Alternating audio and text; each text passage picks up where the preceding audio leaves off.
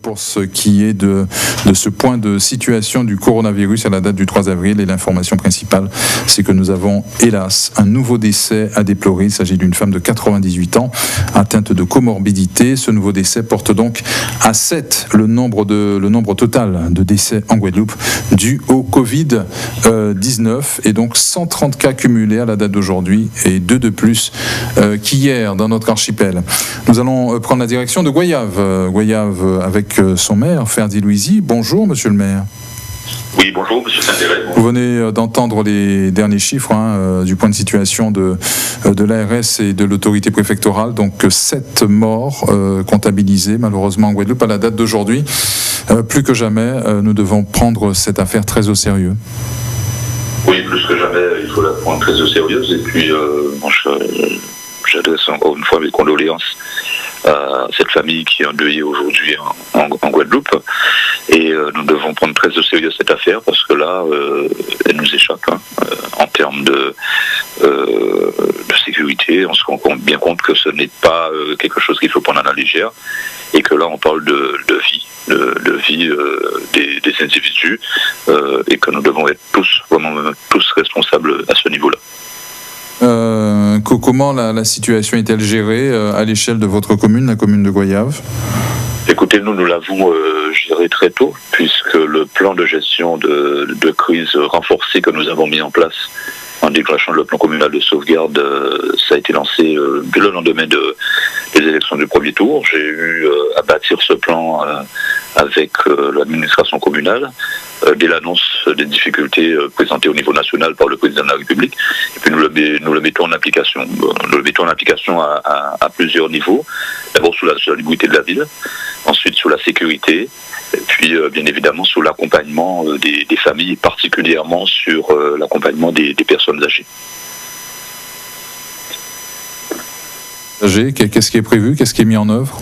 Alors, qu'est-ce que nous avons mis en œuvre? Dans un premier temps, nous avons dû suppléer 2 entités, le syndicat, le SIAG, puisque nous avons, dans le cadre d'un arrêté que j'avais fait prendre par le conseil municipal depuis novembre 2019, on s'est substitué au SIAG pour fournir de l'eau potable à la population. Donc nous fournissons régulièrement de l'eau en bouteille.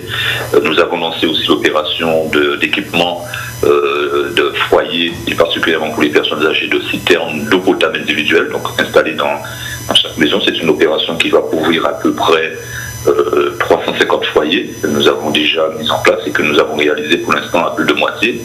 Et que nous poursuivons. Nous avons assuré, toujours dans le cadre de la solidarité avec des partenariats, avec des acteurs économiques privés, l'apport de paniers de fruits et légumes à nos aînés et à des personnes isolées, des personnes handicapées et aussi des familles en difficulté. Nous poursuivons le travail de salubrité, je l'ai dit, sur le territoire de la commune de Goyave. On s'est suppléé à la communauté d'agglomération du Nord-Bastère pour faire enlever des encombrants. Donc j'ai passé un marché, nous le faisons avec le personnel. Donc les moyens financiers de la commune sont mis pour assurer le nettoyage de notre territoire, pour éviter tout risque d'autres épidémies. Et donc on le fait régulièrement, donc tous les lundis, nous faisons en sorte de ramasser par nous-mêmes les encombrants. Et pour cela, je demande une collaboration de la population, parce qu'il ne faut pas déposer des déchets tous les jours. Ça ne sert à rien, ça fait courir des risques. Ensuite, nous avons assuré avec la police municipale un travail de proximité important, d'abord sous la vérification des mesures qui sont prévues pour les protections, les gestes barrières au niveau des commerces, au niveau de la population, au niveau du contrôle routier en lien avec la gendarmerie nationale et particulièrement la gendarmerie de Capesterre-Belo dont nous dépendons en termes de secteur. Donc il y a un gros travail qui est fait ici pour bien rappeler à l'ordre les règles de confinement édictées par le gouvernement. Nous poursuivons aussi le travail de proximité avec la police municipale qui assure des patrouilles pour être sûr qu'il n'y a pas de difficultés sur les personnes isolées et qu'on respecte encore une fois les règles de confinement. Un autre travail important a été mis en place avec le Centre communal d'action sociale. La directrice du Centre communal d'action sociale accompagne justement les familles que nous avions déjà recensées sur la pré-période juste avant le déclenchement du confinement pour élaborer un fichier, un soutien financier, un soutien en accompagnement. Et donc nous avons mobilisé au niveau des services de la commune un peu plus de 50% des effectifs, d'abord sur l'aspect du service technique, ensuite sur le centre communal d'action sociale, sur l'accompagnement des enfants, des personnels soignants au niveau des écoles. Là aussi, nous avons assuré en lien avec le rectorat la mise à disposition de personnel pour permettre de garder des enfants, des personnels soignants, et permettez-moi par là même de rendre un hommage très appuyé à nos personnels soignants de Guadeloupe. Et puis nous travaillons aussi avec les différents cadres de la commune en télétravail pour assurer le travail au niveau de l'état civil, parce qu'on a des obligations à ce niveau, obligations qui ont été rappelées non seulement par un courrier du préfet mais aussi du procureur de la République.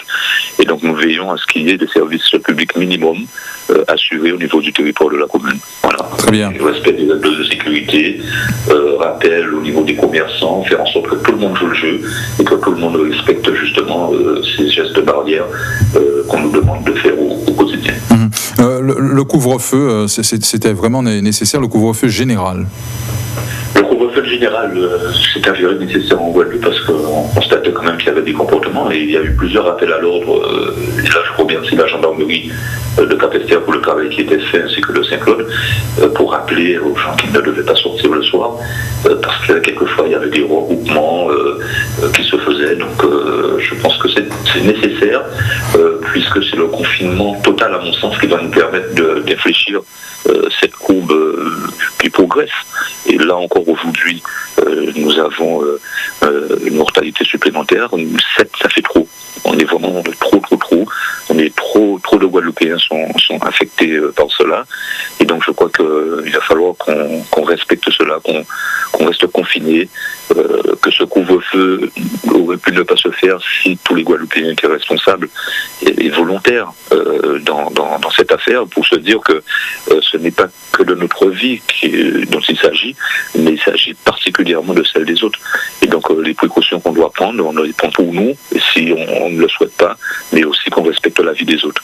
Et donc je crois qu'à un moment donné, il faut plus de rigueur dans l'application de ces règles de confinement et passer par un couvre-feu général. Je l'avais déjà envisagé parce que j'avais déjà adressé un courrier à monsieur le préfet pour lui dire que si nous n'arrivons pas à endiguer cela, si nous n'arrivons pas à faire en sorte que les gens rentrent chez eux le soir, il va peut-être falloir passer par ce système qui a été mis en place à la fois par le maire de Sainte-Anne, le maire des Abîmes et le maire de Pointe-à-Pitre dans un premier temps, et puis les autres communes ont suivi.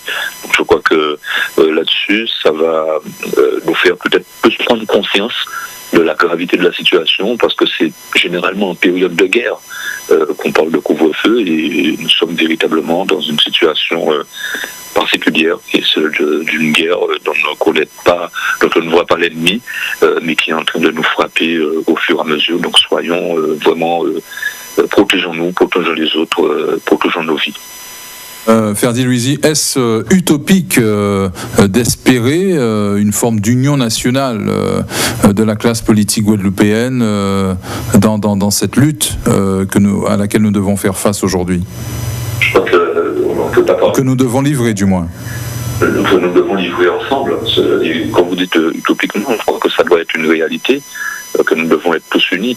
En tout cas, moi, pour ma part, avec toutes les mesures que j'ai eu à mettre en place depuis le début, bien avant même que les directives arrivent de la part de l'État, je fais preuve de solidarité puisque je partage l'expérience et les actions que nous conduisons avec d'autres maires, de manière à ce qu'eux aussi puissent les mettre en place au niveau de leur commune. Donc il faut qu'on fasse preuve non seulement d'union, cela me semble fondamental, mais aussi de solidarité entre nous, qu'on partage nos expériences, comme on le fait, et on pense à la Guadeloupe, à nos communes, mais aussi à toute la Guadeloupe, donc qui englobe l'ensemble de l'archipel guadeloupéen. Et j'ai une pensée pour toute ma famille à Marie-Galante, les administrés des Saintes de la Désirade. Il faut que nous soyons tous unis, et ce n'est pas le moment, à mon avis, de faire preuve de division sur un sujet qui est aussi poignant. En tout cas, moi, pour ma part, je ne fais pas preuve. Je suis le maire de la commune de Goyave, et je m'enquiers de la situation de tous les habitants de Goyave, de tous les Goyaviens. Et donc là-dessus, oublions pour qui vous avez voté il y a 2-3 semaines, faisons une chose, c'est que nous devons être tous unis, nous sommes tous des Goyaviens, nous sommes tous des Guadeloupéens, nous sommes tous d'une manière générale des Français aujourd'hui. Très bien, merci à vous, Ferdi Louisi, de nous avoir donné des nouvelles de Goyave et de la manière dont vous gérez à l'échelle de votre commune cette crise du Covid-19. Merci d'avoir été en direct avec nous dans cette édition spéciale. Merci.